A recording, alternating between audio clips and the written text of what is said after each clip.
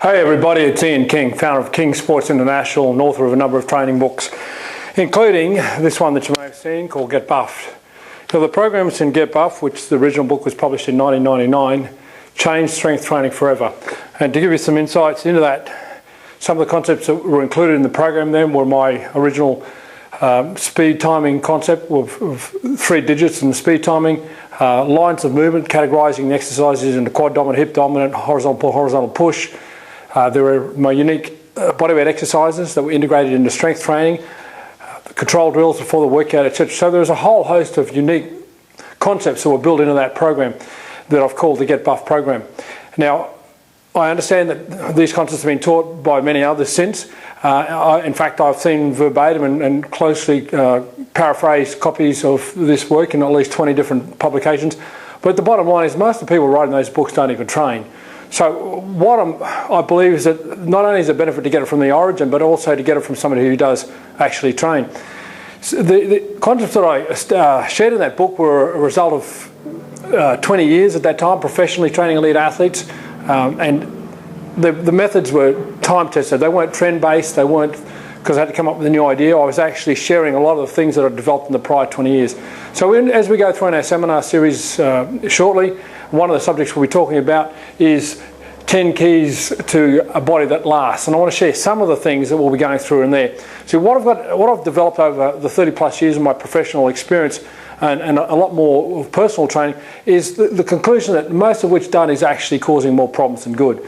And there's something that I think most people just don't understand or don't appreciate, that assuming we live a natural term of life, the things we do to ourselves in training will catch up with us. So if we're doing things that damage our body, we'll pay the price for that. And it's not overly popularised, there's not a lot of publicity goes into it, but if you understood the number of ex-strength athletes that have had joint replacements at a period of time that I would consider to be a premature, like in their 40s and 50s, but some even into their 30s, then you get a little bit of an understanding of the dangers involved in terms of the longer term perspective here. So I have a genuine concern for the world. I believe that we're in essence developing a wave of ill health as a result of the way we train. So the first topic that I want to talk about is the golden years and whether or not they're for you are going to be that golden.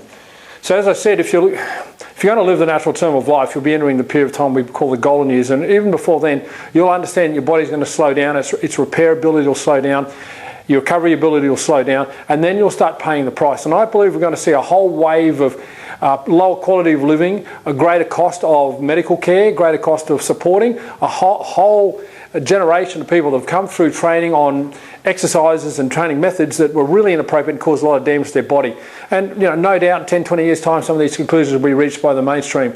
But at this stage, it's just not being realised and not being picked up on, and it's something that I will be teaching very clearly. I want you, if you're interested, to train in a way now that will give you the quality of life right throughout your life. So it's not just a matter of now, does it give you a pump, does it feel good, do you look good at your parties?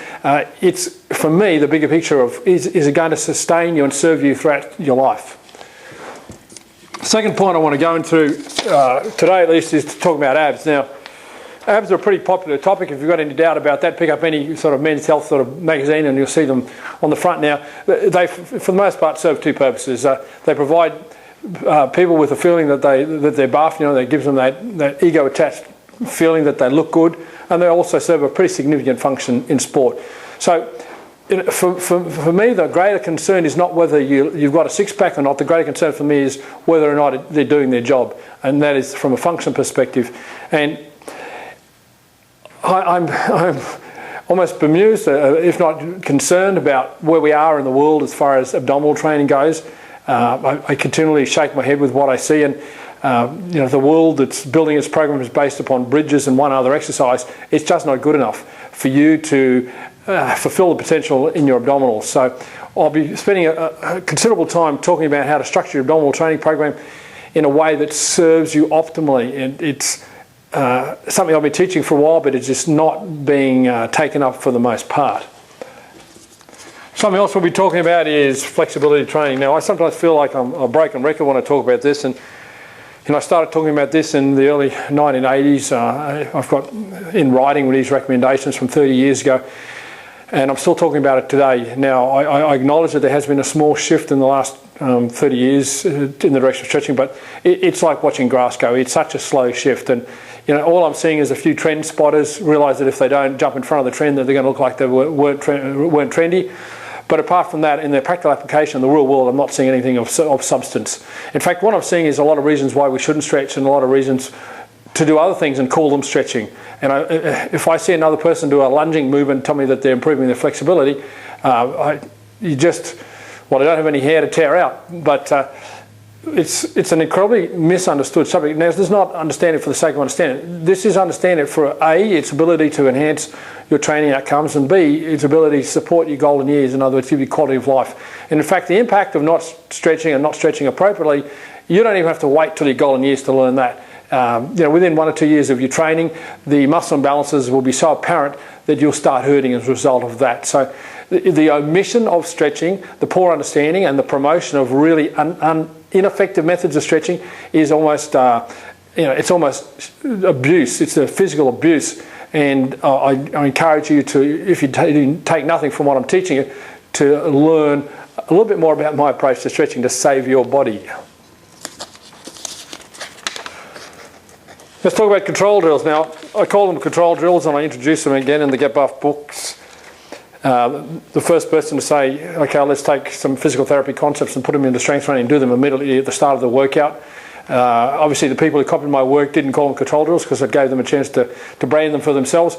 But so in essence, people may be doing something that they think is similar to what I taught originally, but I don't see it. I really don't see any similarities. In fact, I think some of the I've seen some of the wording in programs, injury prevention segment or something like that. I think it should be more appropriate to word it as injury creation segment, because there's two sides to it. It's either useless or it's damaging. So whilst I acknowledge that there's been some acceptance of my concepts of doing control drills at the start of the workout, I've seen almost zero successful application. And that is in large part because the people who wanted to be teachers didn't understand what they were teaching. So they went out and taught the masses because they wanted to be teachers. Like they were white belts one day and black belts the next. And the message has been missed. The message has fallen through the cracks. So I take great delight in ensuring that if you come into my physical presence and I give you the chance to teach you how to do a control drill, you'll walk out with a really clear understanding of what I'm talking about. And that is not something you're going to get anywhere else. Okay. So let's talk about superhero or train wreck. Let's talk about physique enhancement. For the most part, most people do strength training to look better. And for many men in particular, many males, it's about wanting to develop some sort of superhero physique. And that's fantastic. That's the industry, and it's been that way for many years, right back to the physical culture era. But there are a few simple guidelines that I want you to take on board to make sure that your outcome is something that you're proud of. It's not good enough for me to see you develop something that you feel, well, look at my arms, look at my guns, they're really buff. But as you're doing that, you're wrecking the rest of your body, and you're looking like, it will become more and more apparent over the years, shall we say, as the imbalances unfold. Flaws are magnified over time, is a saying that I used many years ago. And I even watch it through to some of the higher profile movie stars who obviously strength training is their forte, and I watch their physiques change as the years unfold. And I can give you the specific example in seminar of one, and he's doing a great job in acting and he's very popular, he's doing a lot of great movies, but I'm watching his physique unfold in a less than optimal manner. And there's some simple guidelines that I can teach you that help you avoid that train wreck. Because your life will only get uncomfortable as the implications of what is done to his body or what you do with your body start coming through. The next thing I want to talk about in this presentation is what you're doing, whether or not you're performing an act that would look like you're in Cirque du Soleil, or whether you're doing a strength training exercise with benefits.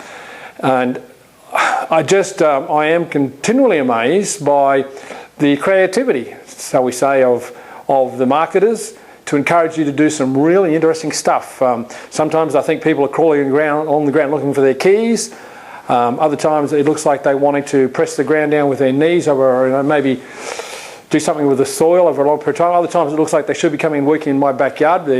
Some of the things they're doing. So I want to teach you that it's okay if you do something a little bit more old school. There's no real need or benefit to be doing the latest trends in the training effect. It might give you a feeling of compliance. It might, from a gym owner perspective, it might help you sell some more memberships if you've got the trendy equipment and trendy stuff. And I don't mind that. I can work in that duality. But the reality for me is that you don't need to go there, and it's not always in your interest to do so. And finally, for today's discussion, let's talk about the strength sports. Again, it's apparent that over the last 5 to 10 years there's been a rise in popularity of the strength sports as we know them, the Olympic lifts and the power lifts, etc., and that's fantastic. The challenge for me is that people are conducting them who really don't know what they're doing, which, you know, if you didn't care about humanity would be not a problem, but it's, at the end of the day, we're going to walk away with a legacy that these lifts are bad, and we'll probably just go around the full circle again back to the, you know, the Klein-induced era where the squat was bad. So when I see mainstream people doing a power snatch, for example, or a snatch, and doing it in a way that is scary, is really, really scary, and seeing the injuries that result from it, that, you know, there will be a time when someone will say is enough, but you don't have to wait till that time, because I'll teach you some very key fundamentals to your strength lifts, your power lifts and your Olympic lifts, etc., that will accelerate the training effect that you're going to get and just keep you safe for a little bit longer. So there's some of the things that we're going to be going through in the seminar series. Now, I've never thought out to be a bodybuilder per se. I've been in and out of gyms now for the entire duration of my life, and I've been a student and I've observed the strength industry professionally for over 30 years and personally for a hell of a lot longer. And it's a phenomenal, it's a phenomenal pastime. It's a phenomenal pursuit, and I just hope that whatever you're doing it safely and do it in a way that will improve your life as you age, rather than destroy it.